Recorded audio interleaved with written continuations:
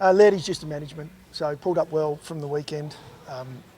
Ongoing management with a number of players. There's a fair bit of talk around about how you manage players through the season, and I text is one that people are talking about. Sloaney with what he's come off of. There are different ways you can do it during the week. The loads that we put into these guys during the week is one way. Missing a game here and there's another way. We'd love to have guys play every game every week. That's our preference, to keep that experience in the side, but at times we'll manage like we have with Lairdy today. Does it change anything going into Geelong then? Will he play? Will Tex play? Will Sloan play? We've got match committee now. At this point, we'd like those guys to play. We want to go down there and have a real crack at Geelong. Their form's top shelf at the moment. They're playing some great footy, and we haven't won down there since 2003. And so we want to go down there on a mission and really take on the best. And we feel like at the moment their performances warrant that sort of tag. We played probably the best team sitting on top of the ladder last week, and we get to do it again this week. So it's great learnings for us, and we want to challenge ourselves. So if we can get the guys right to go, which is part of the reason we're here today, is just a little sharpen us up and get us right for the weekend. Is there any doubt for Laird? There's always a little bit with Lairdy at the moment, just from just general soreness, but I think we're confident, and he's confident that he'll be right for the weekend. What were the biggest learnings out of Sunday in the end after the review? Well, look, there was a number. There's some things we've got to be better at in key moments. That's players and coaches. We got a couple of I got a call wrong when it came to the sub. That's one I'd love to have back, but you learn from these things. We got a lot of things wrong in key moments towards the end, but probably our biggest learning out of all of it was the stuff we got right. We were fantastic for half a footy and were unable to convert on the scoreboard. We're confident that won't be an issue going forward. We've talked in the past month or so around how strong we are ahead of the ball and being able to convert. So we're confident we'll get back to that trend as far as converting.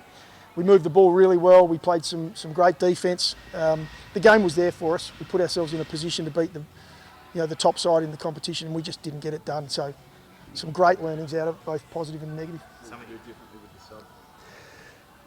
We might not have called it. When you look back on it, it's one of those things we pre-planned coming in for a moment like that. We left it at three-quarter time. In the end, I made the call as the coach, and it's one I'd like to have back.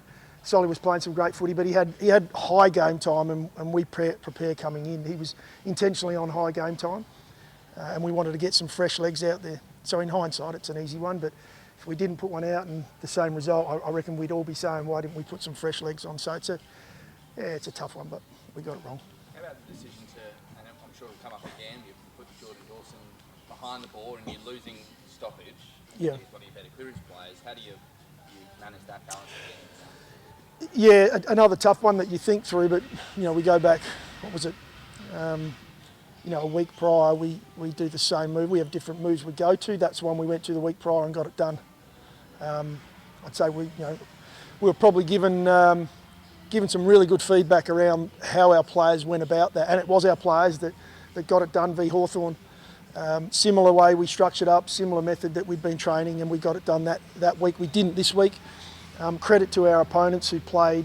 They have structures and systems they go to. They went green in that moment, or went, I guess, all out attack on us, and were able to score. Some you win, some you don't. We'll keep working on being better. Every team that's lost against Collingwood has gone on to cruise to the next game, with the exception of St Kilda. How does such a close loss affect your confidence going into the game against Geelong? It hasn't affected our confidence at all. It's interesting, actually, watching our players and where they're at from a headspace point of view. They're so positive at the moment about the way we're playing. As I mentioned, the learnings out of the weekend's game, there was probably 70% positive, that we're able to look back on and take away from the game. There's always areas you're going to work on and you want to be better.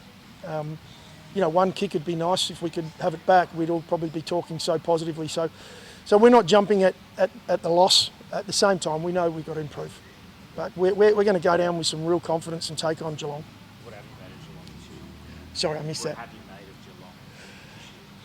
Geelong? Oh, look, it's a powerhouse that show they're there every year, have done for over a decade. Probably took them a little bit to get started this year, but they've found now we call it their mojo. And the contest becomes critical, because if you give Hawkins too many opportunities or Cameron too many opportunities, and I could go through. There's more. They rotate so many through that forward line. If you give them too many opportunities, then you're not going to win the game of footy. So it'll be a contest. They play the ground really well. You have to look at the history. We haven't played that ground well as far as results go. We've had our opportunities last time we met, but this week we go down again with real confidence. We're a different side to when we played them last. Is that part of coming in here? The ground's about 4 metres wide. Yeah, we simulated Kardinia Park. There's different reasons for coming in here. Just to break up, what is sometimes that grind of training.